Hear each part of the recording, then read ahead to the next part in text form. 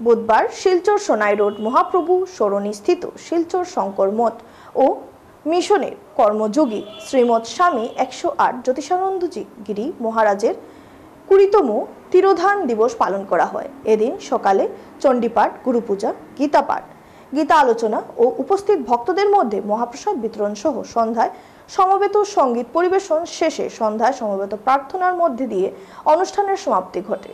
শিলচর শঙ্কর মঠ ও মিশনের কর্মদক্ষ শ্রীমৎ বিজ্ঞানানন্দজি ব্রহ্মচারী মহারাজ বলেন, সনাতন ধর্মের আধ্যাত্মিক তত্ত্ব ও দর্শন আন্তর্জাতিক মণ্ডলের সমাদৃত।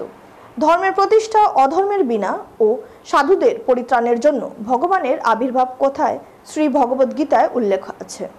মহাপুরুষের রাজ্য যুব সন্ধিক্ষণ আবির্ভূত জগতের কল্যাণে শঙ্কর মঠ ও মিশনের প্রাণপুরুষ গীতা হিমাদ্রি যুগাচার্য পরমহংস শ্রীমৎ জ্যোতিষানন্দ গিরি মহারাজের আধ্যাত্ম জগতের আলোকবর্তিকা কলির কালিমা ছন্ন মানুষ আজ পথহারা তাদের দিক নির্দেশনা দিনে তিনি গীতার মর্ম বাণী দেশের প্রত্যন্ত অঞ্চলে হইতে বহির্বিশ্ব পর্যন্ত ছড়িয়ে দিয়েছিলেন।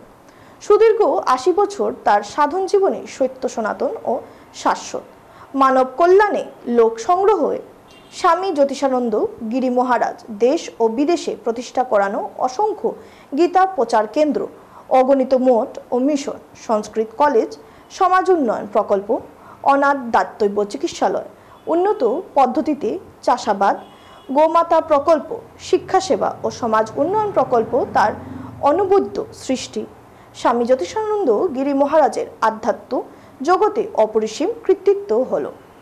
শ্রীমৎ স্বামী আত্মানন্দ মহারাজ বলেন, আজ জ্যোতিষানন্দ গিরি মহারাজ বিরল মহাপুরুষের শুভ তিরোধান তিথি। এই উপলক্ষে সমগ্র বিশ্বব্যাপী শঙ্কর মঠ ও মিশনের পালিত হচ্ছে ওনার তিরোধান তিথি। এই উপলক্ষে শঙ্কর মঠ ও মিশন শিলচর শাখায় ওনার তিরোধান উৎসব পালন করা হচ্ছে।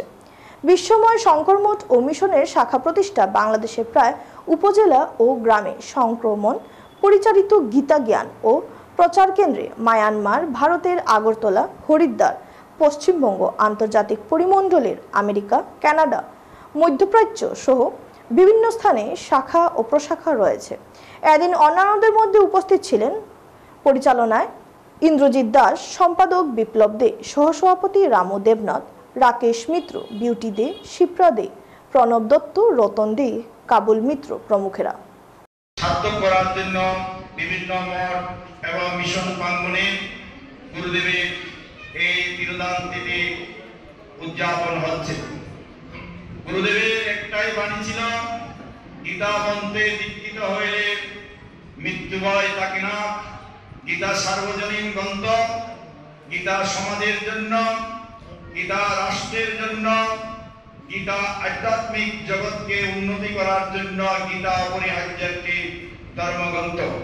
আমরা যখন মরি, শ্মশানে যাই, তখন এত গ্রন্থ আছে কিন্তু কোন গ্রন্থ দেওয়া হয় না, একমাত্র শ্রীমৎ ভগবত গীতাই দেওয়া হয়। তাই বেঁচে থাকতে আমরা গীতার আদর্শ গঠন করে সমাজের সুশৃঙ্খল এবং পরিবারের সুশৃঙ্খল জীবন গঠন করার জন্য একটি আদর্শ ধর্মগ্রন্থ হচ্ছে শ্রীমৎ ভগবত গীতা। এই গীতা বাবামণি সারা জীবন ব্যাপী অর্থাৎ 80 বছর ব্যাপী তিনি দেশে বিদেশে সকলের হাতে গীতা গ্রন্থটা তুলে দিয়েছেন। কারণ গীতাতে কোনো জাতিপ্রথা নেই, কোনো বর্ণ নেই, কোনো গুরুবাদ নেই। আজকে দেশে বিদেশে বিভিন্ন সমস্যার সম্মুখীন হচ্ছে হিন্দু সমাজ, হিন্দুরা নির্যাতিত হচ্ছে বিভিন্ন দেশে বিদেশে। আজকে হিন্দুদের অনেক সমস্যার সম্মুখীন হতে হচ্ছে। এর একমাত্র কারণ আমরা ধর্ম থেকে পিছিয়ে আছি।